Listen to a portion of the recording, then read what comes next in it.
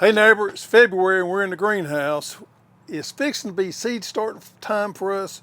We are in zone 9A and the 15th of February is my seed starting time. I get everything started then as far as my warm season crops, with the exception of a few, but most of my warm season stuff, tomatoes, peppers, eggplants, all that kind of stuff, I start on February 15th.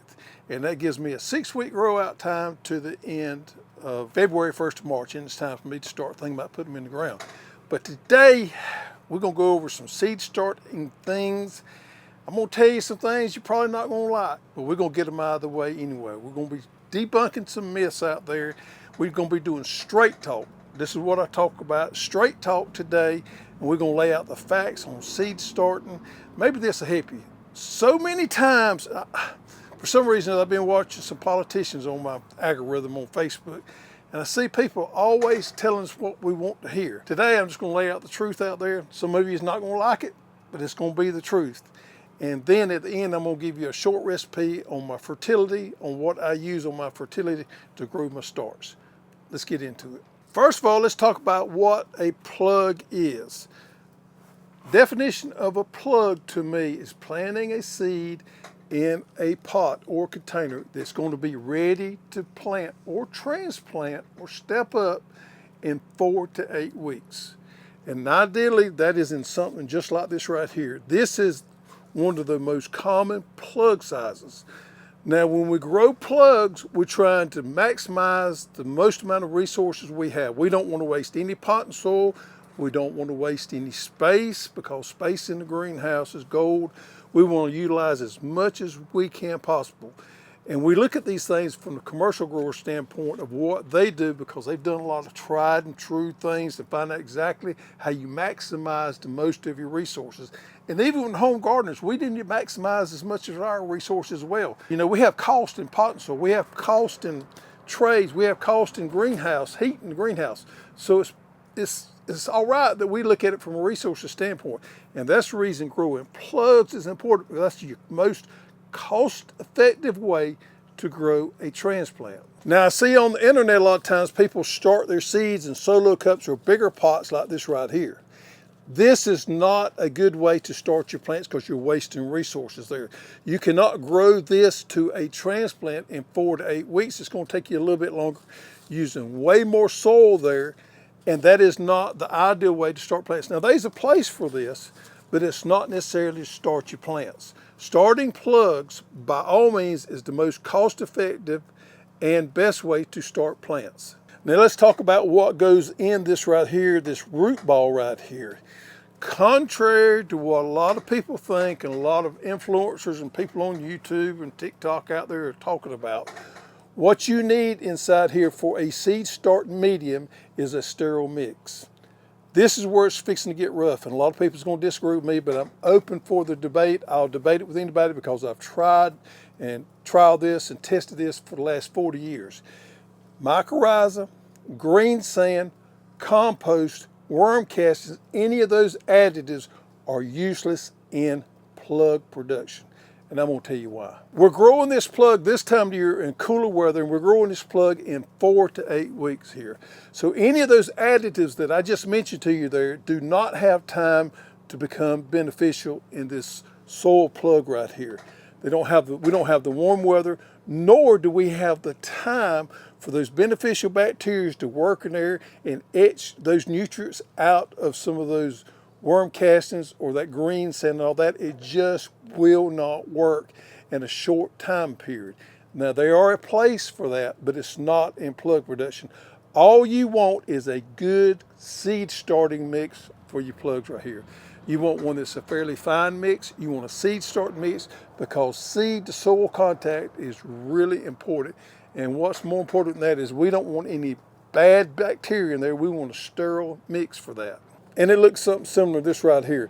Now, this is a peat perlite mix here. Nowadays, you can find different mixes. A lot of people are using cocoa, which is nothing wrong with it, but you want a good, finer mix right there that has good drainage, and it's going to hold the right amount of water, and it's a good, consistent, sterile mix. As much as we like to play around with other compounds, like the compost, mycorrhiza, and all that, they just simply don't work in this short-term plug production. Now, here's where they do work at. When we're using bigger containers, where we're planting into our raised beds and we're planting into our in-ground, those compounds that I mentioned to you earlier make a dramatic amount of difference because it is a longer term solution there. And those nutrients have time, and those microorganisms have time to multiply and do their thing. So if we're transplanting into a hanging basket or to a bigger pot like this, or either a big root pouch, in ground or raised beds, that's when all those things I mentioned before come into work, because now we're dealing with a longer grow out time, and all of that has time to work its magic in the soil to create that healthy environment in there that those plants are going to benefit from. The little cold spell we had about a week ago, we took some pretty heavy hit in the greenhouse, got a lot of damage. For some reason or other, my gas heater quit working in the middle of the night. It wasn't out of gas. I don't know if the wind blowed it or whatever, but on the coldest night, heat went out and we got some cold damage on some of our transplants here. So we're working our way out from that. Some things didn't get damaged as much as others. Some of it survived with just a little bit of burn, but we did have a few plants that just didn't do well at all. All right, so let's talk about organic production of plugs. This is a hot topic for a lot of folks here. They want to grow their plugs organically. While not impossible, it is troublesome to grow a plug this time of the year when the weather is cooler organically. And the reason for that is it's getting the nutrients to the plant. Most of our organic fertilizers, our fish emulsion and those type things there, converts real slow in these cool soils to become available to the plant. There is an exception there, and that is Chilean nitrate. Chilean nitrate is an organic source of nitrogen. It is a fast acting regardless of what the weather is. So it is probably the only exception to that area that I'm aware of. If you know of one, please let me know. But your bone meals, your feather meals, and your kelp and all that stuff is going to be slow to convert. So to grow an organic plug, you're going to have to account for more time. It's going to take you more time to grow that out there. And if you decide to use Chilean nitrate, which is a great source of nitrogen, it's going to help your plants a lot. Be careful not to use more than 30 or 50% of it as your total nitrogen source for your plants, because it does have a high salt index and it may cause some burn there. So you got to be a little bit careful with that. It's a great product if you're going to grow organically. Me personally, I don't think anybody should be growing their plugs organically unless you're a certified organic grower. Growing these plants with a 20-20-20 water-soluble fertilizer is so much easier. We can grow them quicker, we can grow them a better plant, and there's no difference. The plant don't care whether the nutrients it gets are organic or synthetic. So when I grow these plants out and put them into the ground, you can't tell any difference. The plant can't tell any difference whether it's being fed organically or synthetic, and we can grow such a better plant and be more cost effective and have a lot less resources growing these plugs out. Once you put them in the ground, that's your decision if you want to switch over and grow them organically or not. I kind of do a hybrid of both of them, but after you get it into the ground, I think that's when you need to really make a choice of how you want to grow that plant out to fruit, whether you want to go organically or conventionally. But growing starts, my humble opinion, grow them with 20-20-20 water-soluble fertilizer, and you're going to grow a lot better plant. As I promised, here's my recipe for how I feed my plants here.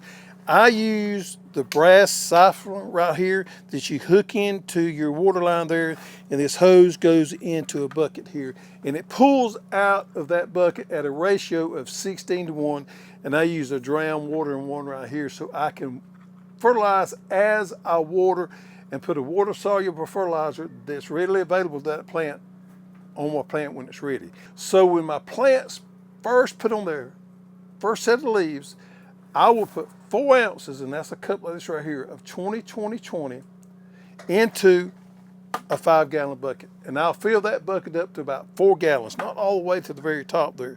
And that's 4 ounces and 4 gallons of water. And then I agitate it well, and I put my little siphon inside of that, and I start fertilizing my plants. I will do this every 3 to 5 days. When I water, I'll water them and fertilize them at the same time. I keep another bucket right close by that's got straight water in it. So when I'm not fertilizing, I just simply take this out and put it in the other bucket where there's straight water, so I don't fertilize every time I water. Now, as my plants get bigger and can accept more fertilizer, and I'm not microdosing as much, I want to up my fertilizer because my plants can take more food at that point. Then I put 2 of these, which is 8 ounces, in that 4 gallon of water when my plants get bigger. When my plants get half of this size, but when they get a few leaves on them and really start growing, that's when I up my fertilizer there. And also I can add a little micro boost in there to give it those secondary and minor elements as well. So I'm giving them nitrogen, potassium, phosphorus, and all those minor elements as well. I put 8 ounces in there right there, a couple ounces of micro boost, and I'll do this. I'll water them with that fertilizer in my watering system about every 5 to 7 days. So one question I got last week was, what about washing your trays? So we're going to talk about this real quick. Most of our trays that we sell are the hard plastic, and they're really slick right there. We don't have as much problem harboring diseases in these type trays as some of the styrofoam trays some of the commercial users use. It is a good idea every now and then to pay attention to the cleanliness of your trays. Now, Pythium, Rhizoctonia, and Phytophthora, all 3 of those, which are major diseases in the greenhouse and in the garden, are what we call water spores or water molds. They are carried through water. So for some reason or another, if we were using these trays here and they was not dried out or clean, it is possible that we could contaminate our next crop with one of those 3 right there. And we need to make sure that our trays are nice and clean or even dried out. Now for me, I have a big selection of these right here, and I don't have to flip them very often. Sometimes when I get through with a tray, I'll put it out in the barn and let it dry out for a few days before I use it again. It could be even months. And I don't seem to have much problem with these right here. But if you was flipping these and you just had 2 or 3 of them and you just had to get the plants out and put some more, maybe in the same day, you may want to think about disinfecting these trays. Now, a simple solution of like a 5% bleach solution in some water and dip these things down in it would take care of your problem. Anything that's going to kill some of these water molds or anything, I think probably peroxide would do the same thing if you don't like dealing with bleach. But make you about a 5% solution, dip these things in them, get good coverage on them, and pull them back out and let them dry good. And that is a good way to disinfect these trays. These being the smooth trays, they don't hold the water and trap water or moisture as much, makes a benefit. But it may be a good idea if you are having to flip these things quite regularly to disinfect them. So some of these tips I gave you today is 40 years worth of experience, and plus I've studied a lot of commercial operations there. I've visited them, I've talked to the growers to find out exactly what I've told you today. If you disagree with me or you got proof I'm wrong, let me know. But to grow a good plug out, sometimes we overcomplicate it. We need to keep it simple. We need to make sure we got a good seed starting tray. We need to make sure we got a good seed starting mix. We need to make sure we got the correct amount of moisture and that it drains well. And then we need to make sure that we got the correct light so we don't get stretchy or leggy plants. And then we need to feed our plugs correctly to have a wonderful transplant to go out into the garden.